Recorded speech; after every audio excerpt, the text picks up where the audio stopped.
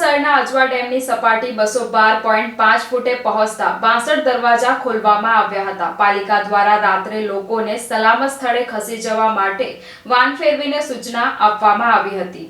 બુધવારે પડેલા અતિભારે વરસાદે વડોદરા શહેર ઉપર પૂરનું સંકટ સર્જી દીધું છે। ઉપરવાસમાં પણ પડેલા ભારે વરસાદના કારણે એક જ દિવસમાં આજવા ડેમની સપાટી પણ 4 ફૂટ જેટલી વધી ગઈ છે। રાત્રે 11:30 વાગ્યે 212.5 ફૂટ પર પહોંચી હતી। ડેમનું 211 ફૂટનું રૂલ લેવલ જાળવવા માટે રાત્રે પાણી છોડવામાં આવ્યું હતું। આ ઉપરાંત ભારે વરસાદની પણ આગાહી છે। આના કારણે વિશ્વામિત્રી નદીનું જળસ્તર વધશે, તેથી નદી કિનારાના વિસ્તારોમાં પૂર આવવાની સંભાવના ઊભી થઈ છે। મહાનગરપાલિકા દ્વારા રાતે લોકોને સલામત સ્થળે ખસી જવા વાન ફેરવીને સૂચના આપવામાં આવી હતી। નોંધનીય છે કે બુધવારે ખાબકેલા વરસાદે સમગ્ર વડોદરાને ધમરોળ્યું હતું। નીચાણવાળા વિસ્તારોમાં વરસાદી પાણી ભરાઈ ગયા હતા। લોકોની હાલત કફોડી બની હતી। ત્યારે હજી પણ વરસાદની આગાહી હોય લોકોને સાવચેત રહેવા તંત્ર દ્વારા અપીલ પણ કરવામાં આવી રહી છે।